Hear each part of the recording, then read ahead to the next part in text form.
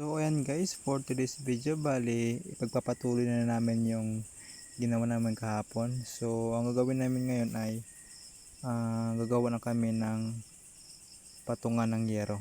So yun na lang ang gawin namin para malagyan namin ng bubong. Pagkatapos nyan ay okay na. Mas maganda kasi kapag may bubong na wala nang problema kasi kapag umulan ay hindi na masyado tayo mababasa dito. So yun talaga dito yung yung pinaproblema namin dito kapag umulan ay nababasa talaga kami dito. So ngayon kapag nabungan namin to ay okay na, wala nang problema. So yan guys, bali simulan namin paglagay ng yung kabitan ng mga yero. So yan guys, simulan namin. So yan, bali ito nga pala guys yung una namin ikinabit. Ayan, yung sa gitna. Ayan. So kailangan mo namin sukatin yan bago namin yan pakuin para sigurado na lapat dyan sa may sa may kukulamber na yan na 2x4. So bali yung paggawa ng ganyan ay hindi pare-pareho. Bali kanya-kanyang diskarte kung paano yan mailagay dyan. So yung sa amin dito ay ang ginawa lang namin dito ay tinutok lang yung kukulamber sa gitna. Yan. So pwede naman siya dyan ipatong, pero yun ang namin ginawa dyan ay tinutok na lang. Yan o. So saka papakuin.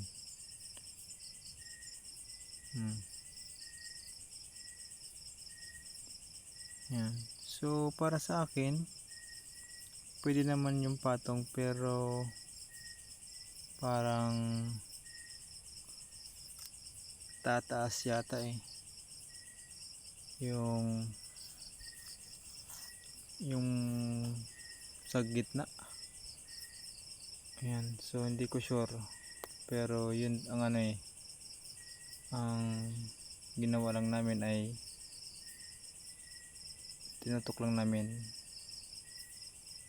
So yun, bali okay naman yan. Para sa akin okay naman yan, basta importante ay maikabit yung yero. Yun ang mahalaga dyan yung sa tibay okay naman, hindi naman hindi naman siya tawag dito yung magigiba, kasi matibay naman yung pagkapako niyan dalawang pako yan tig dalawa, so matibay naman. Di 4 na pako yung ginamit namin dyan ayan, tapos sunod naman ikakabit yung sa gilid. So ayan, bali sinukat muna namin yung angle. Ayan, so puputulin na namin yan para sigurado. Ayan. Bali ako dyan ay tagahawak, nag-assist lang dyan kasi kailangan may dyan may tagahawak talaga. Hindi pwede mag-isa lang yung magtrabaho dyan kasi medyo mahirap kapag mag-isa yan. So walang hawak, mahirap. Kailangan talaga dalawa, di pwedeng isa. Ayan. So minsan may pinuputol ako dyan, so para hindi na magbaba, ako na lang ang puputol. Ayan.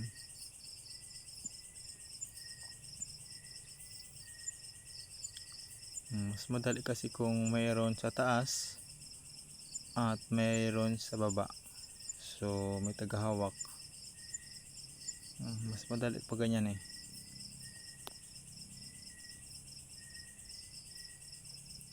Medyo ano nga pala guys ngayon, medyo yung pagtrabaho namin yan ay mahangin-hangin at minsan umuulan. So yun, pag minsan kasi ano kami dyan eh, na ulanan, so basa talaga kami dyan kasi wala pang yero eh. Kaya kailangan namin to malagyan agad para may masilungan na kami. So kapag na yero na yan, so wala nang problema. Kahit umulan ay pwede na may trabaho sa loob. Yung mga mga pampatibay sa yung mga retaso dyan sa loob, yung mga harang sa dingding.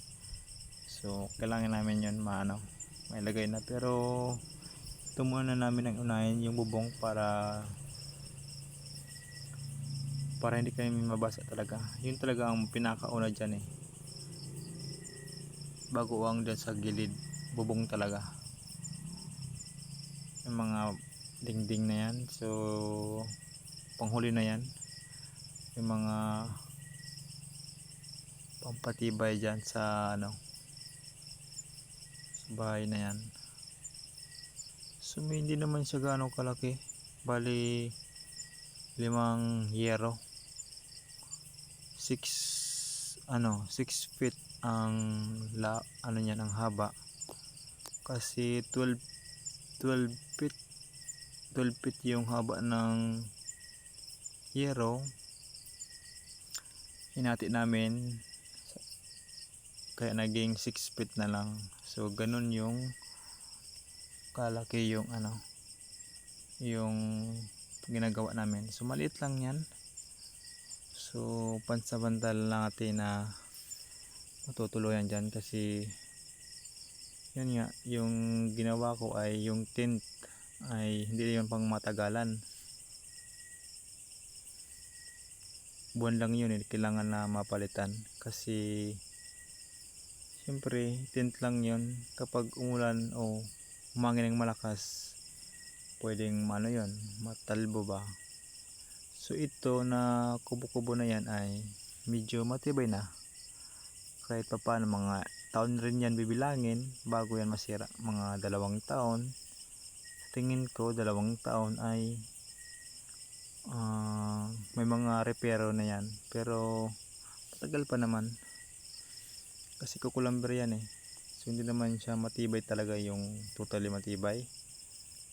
Tapos yung mga kahoy, yung mga mga poste niyan, so hindi talaga yan matibay o hindi pang matagalan, kasi yung mga poste niyan ay yan eh, nabulok yan eh, kasi kahoy.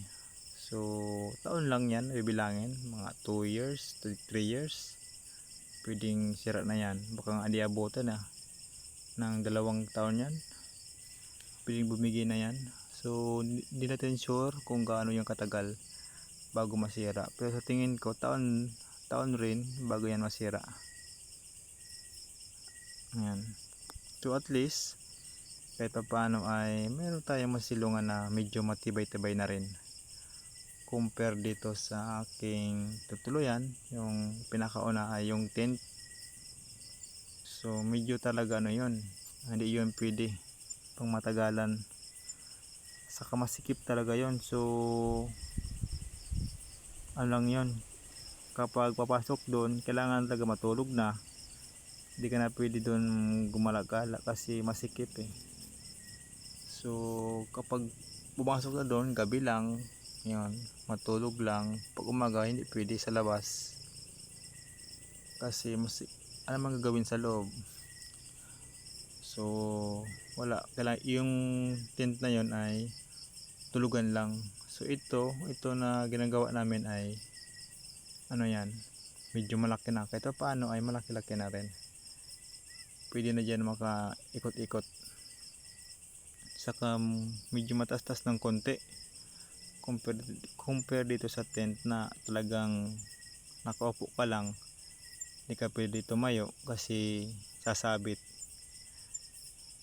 So ito na ginawa namin ay tingin ko makakatayo na dito kasi medyo naman medyo mataas naman ng konti. Yun, so yan, kapag may may mga pupunta dito sa akin ay makakasilong dyan kasi medyo malaki naman konti ayan, compare dito sa tent na walang silungan.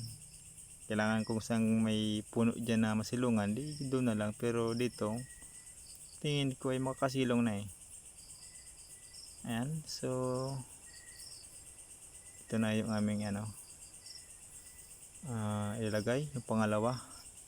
So ganyan nga pala kami guys magkabit. Yan, hindi naman kami yung talagang magaling sa pag gawa ng bahay na yan, pero kahit pa paano ay maitayo namin yan. Simple naman yan yung yung paggawa ng bahay. Wala naman dyan na natatawag na mga sinusukat na yung mga critical.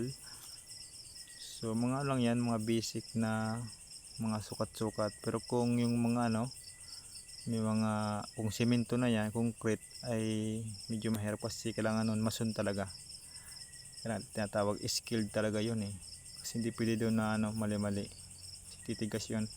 So ayan ba, natapos na nga pala namin. Nalagyan namin ng ayan, sa gitna. So bali kinat ko na nga pala guys yung video nyan kasi sobrang haba na. Ayan, so nalagyan namin sa gitna. Ayan 1, 2, 3, tatlo. At saka yung horizontal, tatlo din. Sa kabila, tatlo din. At saka meron yung sa gitna na kawayan. Bakit namin nilagyan yan ng kawayan? Kasi kakapit yan yung yero sa may kukulamber. Siyempre ang mangyayari nyan, yung yero pwedeng kakalawangin yan kasi nga kukulamber yan. So ang kukulamber kasi ay yan sa mga bakal o yero, madali yan makasira yung katas nyan. So madali yan makabulok ng yero. Kaya ilagay namin ng sapin na kawayan para kahit pa paano ay hindi siya diretso o rekta na nakapatong sa kukulamber. Kahit pa paano ay may sapin siya. So hindi siya maapektuhan yung yero kasi may sapin so hindi siya kakalawangin. Ayan, so kasi yung ilalim niyan ay walang pintura. Yung pintura niyan ay sa taas lang, kulay pula yung pintura niyan, sa taas lang sa labas. Pero yung sa loob ay walang pintura yan, kaya kailangan talaga hindi siya ma-expose o maidikit yan sa kukulamber kasi sigurado kakalawangin yan na yero. Ayan, so ako dyan, ang ginagawa ko dyan ay taga abot lang ng yero. So kailangan talaga mayroon dyang nag-a-assist talaga kasi sinong nyan ang mag-aabot nyan. So hindi talaga pwede isa, dalawa talaga. Yan, so ito may puputulin ako dito kasi sumobra. Ayan, so hindi talaga kami accurate yung namin yung sukat, pero kaya namin yan remedyohan na na pagkabit yan kasi naputol naman yan kahit sumobra. Huwag lang kumulang, pero kahit kumulang yan ay pwede pa rin namin yan remedyohan kasi nadugtong yan kasi kukulamber naman, kahoy, ay pwede yan dugtungan, pero mas maganda kung sobra na lang o kaya sakto. Mas the best ang sakto kasi hindi ka na puputol. So wag lang talagang kumulang kasi medyo mahirap eh. Hindi bali sobra, bawasan na lang, okay lang yan kaysa kumulang talaga. Ayan, so pangalawang yero, ayan, 6 feet yung haba. So kabilaan, kaya naging 12 feet. Pero isang yero lang yan na mahaba, pinuto lang namin sa gitna. Yan o.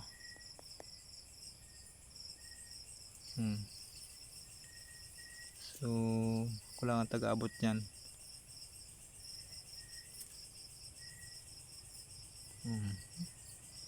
Dalawa pa lang yan. Parang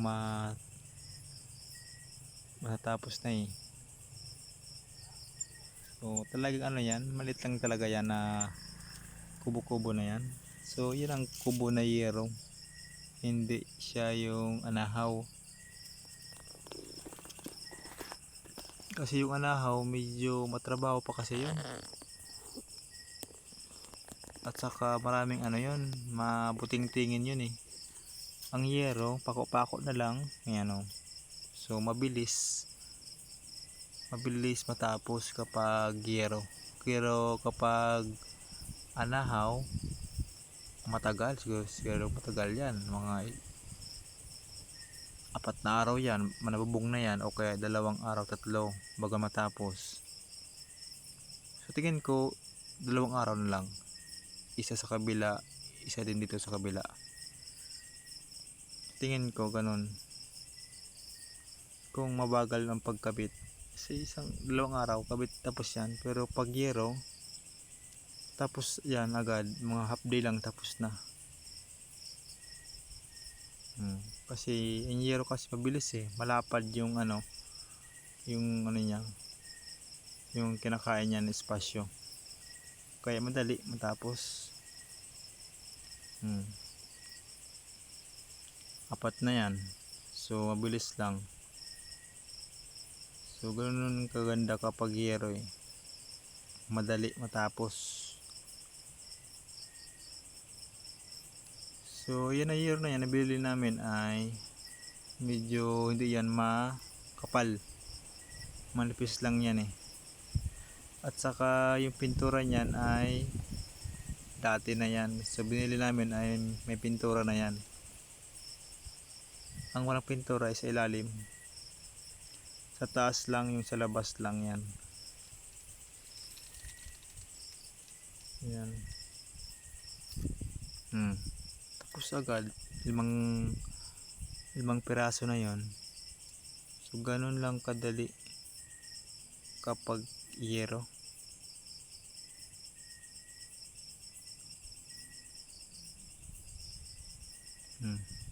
Tapos may mga sobra dyan na kahoy na kukulamber, mamaya puputulin ko yan.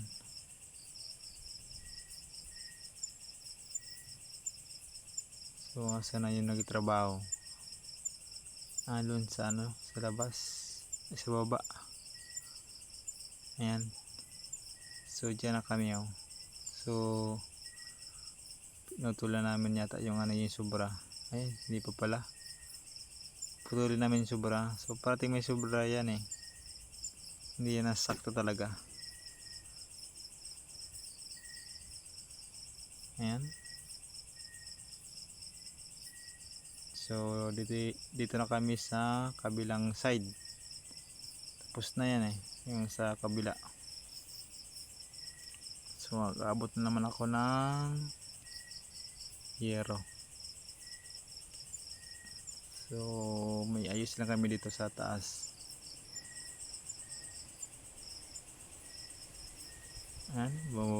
Ayan, bumalik. Sukat. Parang yan yata may mali Up. So adjust kami ng konti dyan. Bali nag-adjust kami dyan eh, kasi medyo ano, medyo kinulangan eh. Pero okay lang yan kasi kahoy naman yan, na-adjust naman yan. So yan o, bali sinukat na namin yung ano, yung sa taas. So bali hindi yan ano eh, tawag dito, kinapos ng konti kaya mag-adjust kami yan. So ayan, bali tapos na namin na-adjustan, kaya ayan, kakabit na namin yung yero. Ayan, unang yero.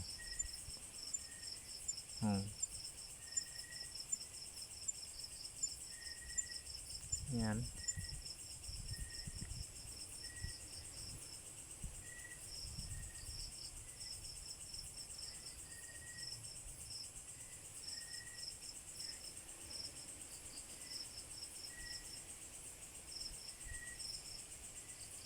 So ayan. So ako, taghahawak ng yero parati dyan. Hindi pwedeng hindi hawakan yan eh, kasi laglag yan kapag walang naghahawak.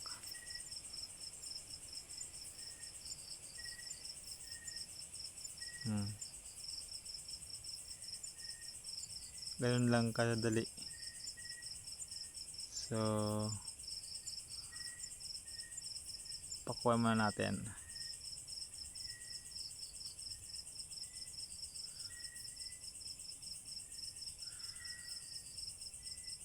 So yan, bali yun nga pala guys, bali nag voice over ako ngayon. Medyo gabi na nga pala guys yung voice over ko eh, kasi may music yan eh, na video kong yan, may music yan, background music, kasi may nagpatugtog dyan. So hindi pwede may background music yan.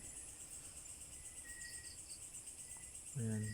So kailangan wala sanang music. Kaya yun, na ano ako, tawag dito,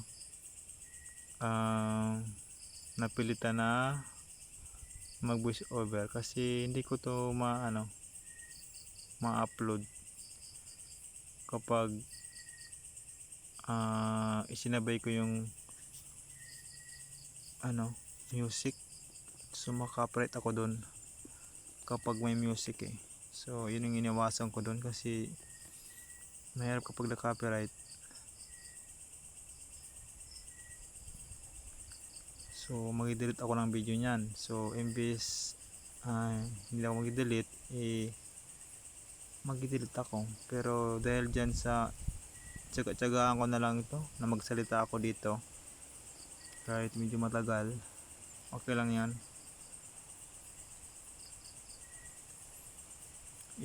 Yan, tsagaan ko lang talaga to. Yan, para maidok ko tawag dito. Bali ginawa ko to nga pala guys na pag video para may remembrance ako sa ginagawa namin o ginagawa ko. So gaano kahirap yung paggawa nito. Yan, simula sa simula. Yun, gusto ko talaga i-document yung parang ma-compile ko yung ginagawa ko dito para may remembrance ako sakali may nakikita ako na ito nga pala yung ginawa ko dati. Ayan, so ginawa namin dati yan. So hindi naman ako na kahit hindi maganda yung video ko ay okay lang yan. So basta importante sa akin ay may nagawa ako dito na video at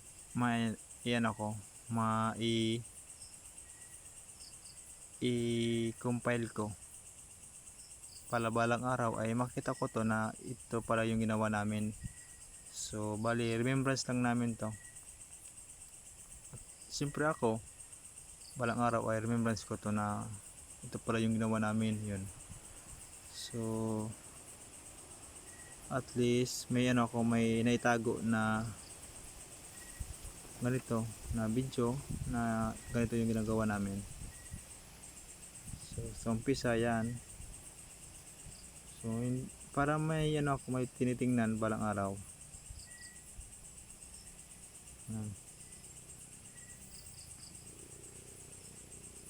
Kaya yun, bali pinas forward ko na nga pala yan guys kasi kung hindi ko pinas forward yan ay abutan to ng mga 3 oras kasi matagal yan kung hindi nakapas forward. So bali pass forward ko na para kahit paano ay bumilis yung kilos namin. Ayan, so yung ano pala yung tawag dito, yung sa taas, hindi, kalimutan ko yung tawag niyan eh, yung nilagay sa taas, yung pinapatong sa yero. Ayan, so yun ang walang pintura, yun talaga ay kalawangan niya sigurado, kailangan may pintura dapat yan eh. So dahil sa wala, tingin ko, hindi ko alam kung ilang months bago yan kalawangin. Pero meron naman yan nabibili na may pintura na, yun sa mas maganda. Pero yun ang available yata sa tingin ko, yun ang available doon. So yun na lang ang binili sa hardware. So sabi baga kung anong available, so yun lang, yun ang gamitin. So ilang year na yan, 4 na yata yan eh. 1, 2, 3, 4, 4 na. So ako na lang yung taga-abot ng mga pako, ayan, kung anong kailangan, kasi hindi pwedeng yung nagpupukpok sa taas ay bumaba pa para magkuha ng pako. So hassle yun, so mahirap yun.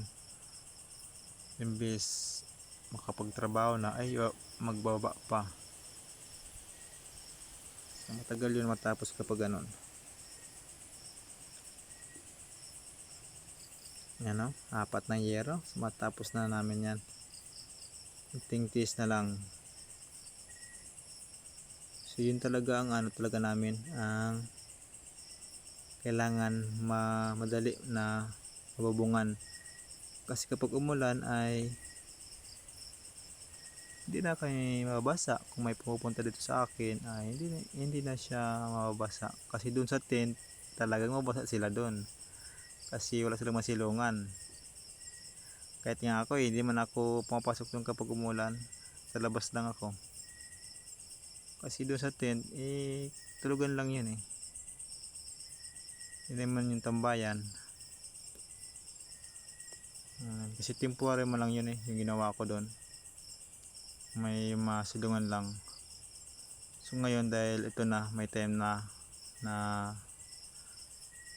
na kami na gumawa nito na kubo na yan, kubo na yero, okay na yan, medyo matibay-tabay na yan kahit pa paano.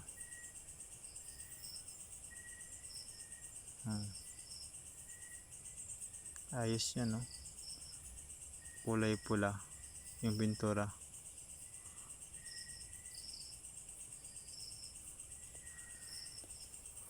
Ayan, so yung ginawa namin dyan ay hindi yan yung baliktaran, kaya makikita dyan nyo sa may gilid ay parang ano, hindi siya naka kubkub, nakausli pataas yung pinakahuli. Pero kung baliktaran siguro kubkub yan, pero yun nga, pag yan ginawang baliktaran ay magiging pula puti yan, kasi babaliktarin mo yung isa eh. So ang mangyari niyan ay may pinturang may wala, may pintura may wala, parang ganon. So ginawa lang namin ay yung pintura talaga ay sa taas na lang namin, pero hindi yan yung kubkub na tinatawag, yung baliktaran, diretso lang yan eh. Ayan, so bali kulang yung na-estimate namin na ano, yung sa taas, pantakip sa pinakataas. So bali bumili kami dito ng ano, ng platyero. So yun ang ikakabit namin dyan sa taas na yan, kasi nakulangan eh, so mali yung estimate. So ayan, bali yung gagawin ko dyan ay Ayan, magkakating ako ng panglagay doon sa taas. So ako ang magkakating yan gamit yung itak. Ayan, itak lang yung gagamitin ko dyan kasi wala kaming pangkating yung gunting sa yero. So yun, itak lang. Kaya naman yan kasi manipis naman yan. So yun, medyo mahirap lang kasi medyo matagal. Kasi kailangan mo pa siya pukpukin compare doon sa yero na gunting ay madali lang. Para ka lang naggupit ng papel. Pero yan lipukpuk lang. Pero kaya naman yan putulin. Tiyagaan lang talaga. Yan na. Putol na. Manipis man lang yan kaya yan putulin ng itak. So yun, tapos ko na nga pala guys. So kinabit na namin yun. So ngayon ito yung ginawa ko naman. Bali pagkatapos ko doon mag assist sa taas ay ito. Bali gagawa ako ng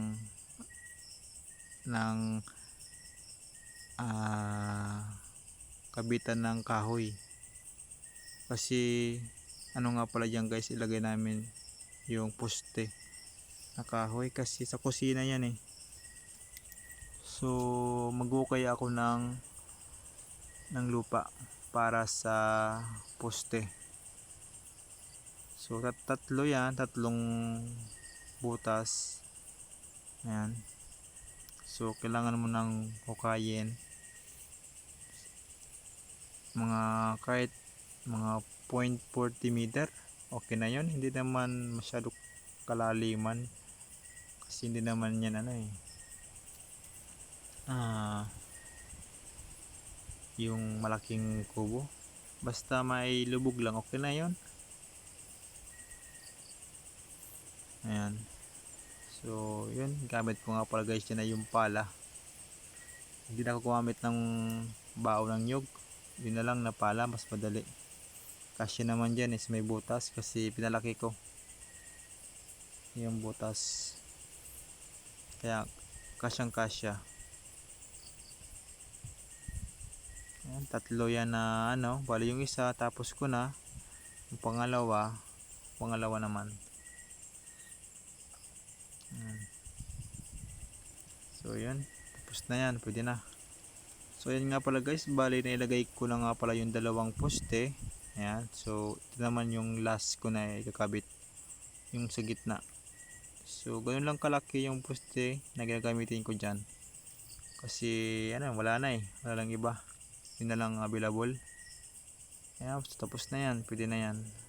Ito naman ay kailangan ko nang patigasin yung yung poste nito, yung sa yung lupa. Kasi malambot kailangan ko pa siyang dinan para tumugas. Tatlo na yan, okay na yan, pwede na yan. So yun, bali ko lang guys, bali yun lang muna yung gagawin namin. So natapos ko na yan, so baka sa sunod naman yung iba. Ayan. So ayan guys, bali ngayong hapon ay ito na yung natapusan namin. Ayan. So may nabubunga na siya. Ayan, nabubunga na, saka nagyan na siya dito ng yero. Taas pa lang, half pa lang yan. Tapos dito ayan, so ang poste namin dito ay 6. 1, 2, 3, 4, 5, 6, 7 pala. Ayan. So ito yung kusina. So, maliit lang yung kusina. So yan ngayon lang kadit lang yung pansamantala natin na matuluyan. Ayan. So mga ilang days pa yan matapos na yan. 3 days tapos na yan. Basta kompleto na yung materialis. Ayan.